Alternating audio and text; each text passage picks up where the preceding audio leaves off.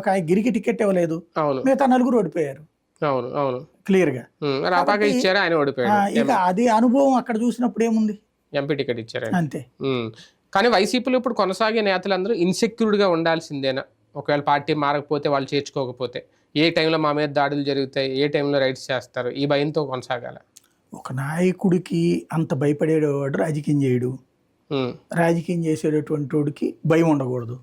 ఉమ్, ఉంది అంటే దండగా ఉమ్, బేసిక్గా. అవును ఇప్పుడు అలాగనే తెలుగుదేశం వాళ్ళు భయపడతా కూర్చున్నారా? ఉమ్, లేదు కదా. అవును ఇంకొంచెం అగ్రెసివ్గానే వెళ్ళారు. ఉమ్, ఎక్కువ గొడవలు జరిగాయి అనుకోండి, ఎక్కువ సింపతి వస్తుంది.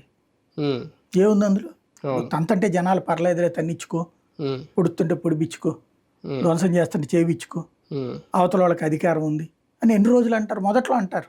అవును ఉమ్, ఇప్పుడు వాళ్ళు గెలిచిన ఉత్సాహంలో ఉన్నప్పుడు అవును పర్లేదులే అంటారు. ఉమ్, అది తర్వాత 4 రోజులు పోయాక ఏంటిది అనే మాట వస్తుంది. ఉమ్, అది రాకుండా చూసుకోవాల్సి ఉంటుంది. ఉమ్, ఇప్పుడు జరిగేది ఏముంటుంది బేసిక్గా, గవర్నమెంట్ తన పని తను చెయ్యాలి. ఇప్పుడు తన్నుకోవడం కోసం కాదు కదా 5 ఏళ్ళ ఎలక్షన్కి అధికారం ఇచ్చేది. అవును ఉమ్, అవతల వాళ్ళని తనడానికో చంపేయడానికో కాదు కదా ఇచ్చేది. ఉమ్, అట్లా తనడం చంపేసుకుంటే కనుక మనం తర్వాత ఆఫ్రికా ఖండంలో లాగా తయారవుతాం. ఉమ్, బీహార్లో కూడా లేనటువంటి మన దగ్గర ఎందుకు రావాలి అది, ఉమ్, ఆ కల్చర్? ఉమ్. ఇప్పుడు ప్రతీకారాలు తీర్చుకోవడానికి కాదు కదా ఓట్ అలాగని ఎవరు చేసేది. టార్గెట్ రాజకీయాలు చేయకుండా ఉండట్లేదు. ఎవరికి టార్గెట్ రాజకీయం అనేటువంటిది డిఫరెంట్. పర్టికులర్గా సో అండ్ సో పార్టీ ఇప్పుడు జగన్కి సంబంధించి